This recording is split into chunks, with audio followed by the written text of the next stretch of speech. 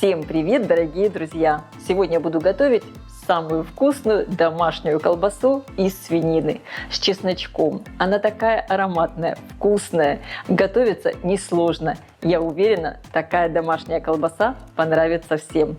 Она получается такая румяная, сочная, ароматная, точно как готовит моя мама.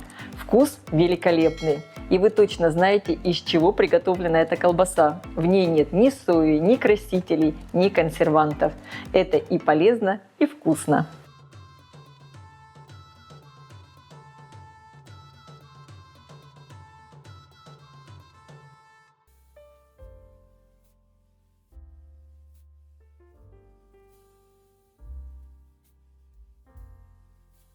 Ну и, конечно, в первую очередь для рецепта надо подготовить свиные кишки. Я использую натуральные свиные кишки. Я их уже хорошо очень почистила. Вообще, я уже из этих кишек делала кровяную колбасу. Часть кишек я просто потом заморозила в морозилке. И сейчас решила снять рецепт домашней свиной колбасы. И вот достала кишки из холодильника и разморозила. Хорошо еще раз промыла. Конечно, кишки можно купить у нас в мясных лавках. Они продаются в таких пакетиках в соли. Если вы будете покупать уже подготовленные кишки, замочите их сначала в солевом растворе, а затем хорошо промойте под проточной водой. И, кстати, друзья, если вам интересно, как я готовила кровяную колбасу, обязательно пишите об этом в комментариях. И сейчас, наверное, самый трудоемкий процесс. Надо мелко порезать мясо. Я использую для колбасы свиной ошеек. И также я буду добавлять немного фарша, чтобы колбаса получилась такая более плотная и вязкая внутри, и не было пустот.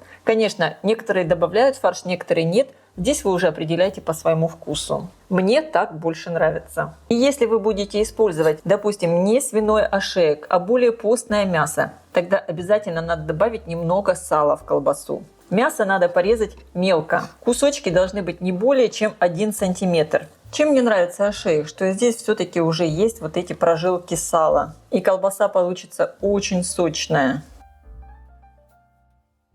К порезанному мясу добавляю свиной фарш и на мелкой терке натираю много чеснока. Конечно, чеснок добавляйте по вкусу, но я, например, люблю, когда колбаса получается с таким ярким чесночным ароматом. Это так вкусно. Чеснок можно мелко порезать. Мне удобнее натереть его на терке.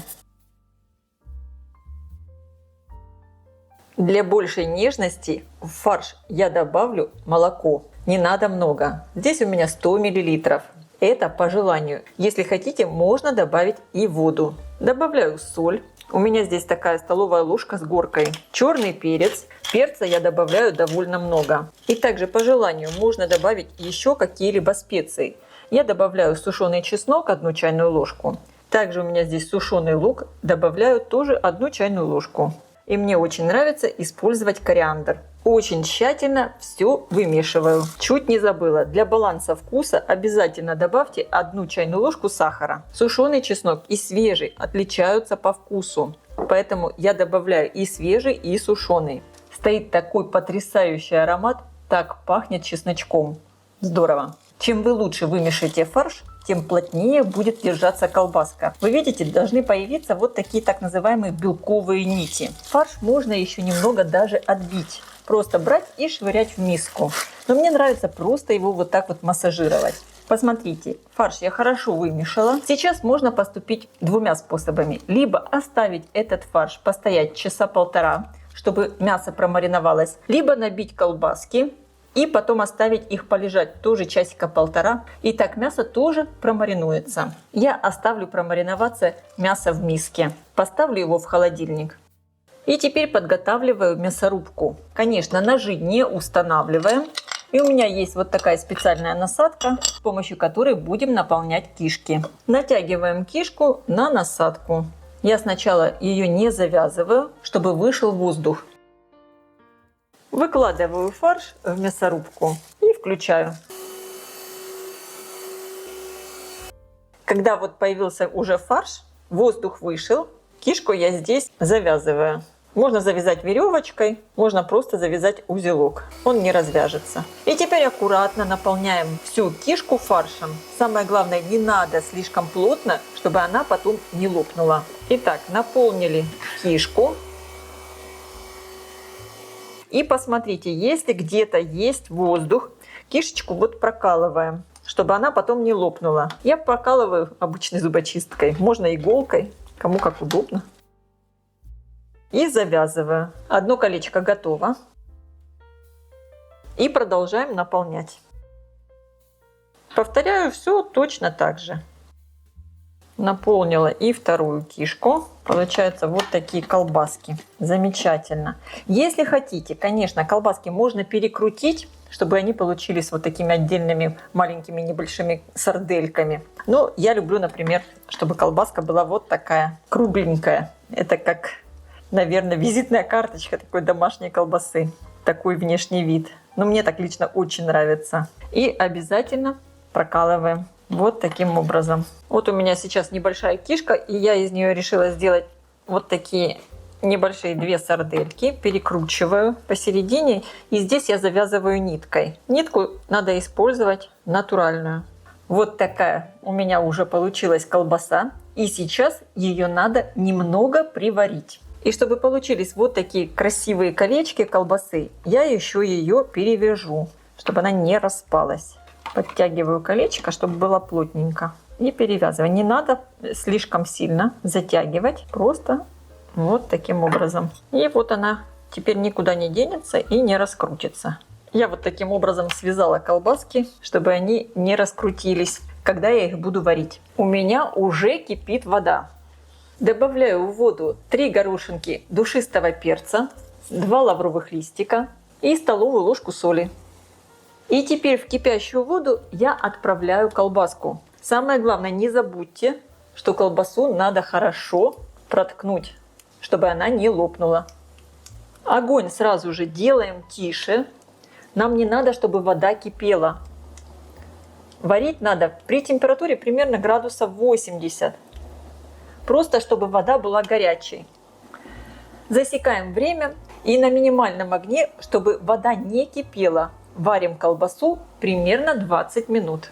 И, друзья, как обещала, достала из морозилки кровяную колбасу. Вот так я ее храню. Вот такое красивое колечко кровянки. Если вам интересно, как я готовлю кровянку во Вьетнаме, пишите комментарии. Я сниму такое видео. Колбаса отварилась. Вы видите, идет пар, вода очень горячая, но она не кипит. И сейчас я колбасу достаю из воды. Аккуратно, чтобы не повредить. Хорошо стряхиваю воду. И я сразу выкладываю колбасу на противень.